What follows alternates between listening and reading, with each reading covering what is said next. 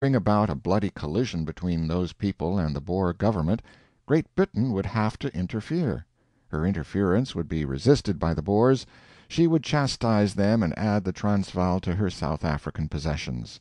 It was not a foolish idea, but a rational and practical one. After a couple of years of judicious plotting, Mr. Rhodes had his reward. The revolutionary kettle was briskly boiling in Johannesburg, and the Uitlander leaders were backing their appeals to the government, now hardened into demands, by threats of force and bloodshed. By the middle of December, 1895, the explosion seemed imminent. Mr. Rhodes was diligently helping from his distant post in Cape Town. He was helping to procure arms for Johannesburg. He was also arranging to have Jameson break over the border and come to Johannesburg with 600 mounted men at his back.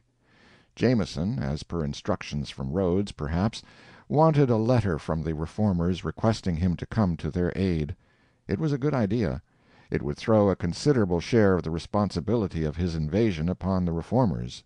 He got the letter, that famous one urging him to fly to the rescue of the women and children. He got it 2 months before he flew. The Reformers seemed to have thought it over and concluded that they had not done wisely, for the next day after giving Jameson the implicating document they wanted to withdraw it and leave the women and children in danger, but they were told that it was too late. The original had gone to Mr. Rhodes at the Cape. Jameson had kept a copy, though. From that time until the 29th of December a good deal of the Reformers' time was taken up with energetic efforts to keep Jameson from coming to their assistance. Jameson's invasion had been set for the 26th. The Reformers were not ready. The town was not united. Some wanted a fight, some wanted peace, some wanted a new government, some wanted the existing one reformed. Apparently very few wanted the revolution to take place in the interest and under the ultimate shelter of the imperial flag, British.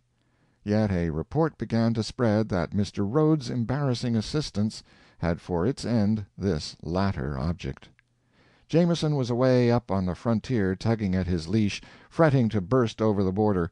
By hard work the Reformers got his starting date postponed a little, and wanted to get it postponed 11 days. Apparently Rhodes's agents were seconding their efforts, in fact wearing out the telegraph wires trying to hold him back. Rhodes was himself the only man who could have effectively postponed Jameson, but that would have been a disadvantage to his scheme. Indeed, it could spoil his whole 2 years' work. Jameson endured postponement 3 days, then resolved to wait no longer. Without any orders, excepting Mr. Rhodes's significant silence, he cut the telegraph wires on the 29th, and made his plunge that night, to go to the rescue of the women and children, by urgent request of a letter now 9 days old, as per date, a couple of months old, in fact. He read the letter to his men, and it affected them. It did not affect all of them alike. Some saw in it a piece of piracy of doubtful wisdom, and were sorry to find that they had been assembled to violate friendly territory, instead of to raid native kraals, as they had supposed. Jameson would have to ride 150 miles. He knew that there were suspicions abroad in the Transvaal concerning him, but he expected to get through to Johannesburg before they should become general and obstructive. But a telegraph wire had been overlooked and not cut. It spread the news of his invasion far and wide, and a few hours after his start the Boer farmers were riding hard from every direction to intercept him. As soon as it was known in Johannesburg that he was on his way to rescue the women and children, the grateful people put the women and children in a train and rushed them for Australia. In fact, the approach of Johannesburg's savior created panic and consternation there, and a multitude of males of peaceable disposition swept to the trains like a sandstorm. The early ones fared best. They secured seats, by sitting in them, 8 hours before the first train was timed to leave. Mr. Rhodes lost no time. He cabled the renowned Johannesburg letter of invitation to the London press, the gray-headedest piece of ancient history that ever went over a cable.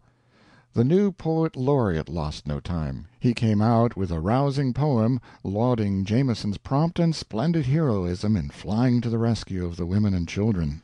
For the poet could not know that he did not fly until 2 months after the invitation. He was deceived by the false date of the letter, which was December 20th. Jameson was intercepted by the Boers on New Year's Day, and on the next day he surrendered. He had carried his copy of the letter along, and if his instructions required him, in case of emergency, to see that it fell into the hands of the Boers, he loyally carried them out. Mrs. Hammond gives him a sharp rap for his supposed carelessness, and emphasizes her feeling about it with burning italics. "It was picked up on the battlefield in a leathern pouch supposed to be Dr. Jameson's saddle-bag. Why, in the name of all that is discreet and honorable, didn't he eat it?" She requires too much. He was not in the service of the Reformers, excepting ostensibly. He was in the service of Mr. Rhodes. It was the only plain English document, undarkened by ciphers and mysteries, and responsibly signed and authenticated, which squarely implicated the Reformers in the raid, and it was not to Mr. Rhodes's interest that it should be eaten. Besides, that letter was not the original. It was only a copy. Mr. Rhodes had the original, and didn't eat it. He cabled it to the London press. It had already been read in England and America and all over Europe before Jameson dropped it on the battlefield. If the subordinate's knuckles deserved a rap, the principal's deserved as many as a couple of them. That letter is a juicily dramatic incident, and is entitled to all its celebrity, because of the odd and variegated effects which it produced. All within the space of a single week it had made Jameson an illustrious hero in England, a pirate in Pretoria, and an ass without discretion or honor in Johannesburg. Also, it had produced a poet-laureatic explosion of colored fireworks which filled the world's sky with giddy splendors, and the knowledge that Jameson was coming with it to rescue the women and children emptied Johannesburg of that detail of the population. For an old letter this was much. For a letter 2 months old it did marvels. If it had been a year old it would have done miracles. End of chapter 66.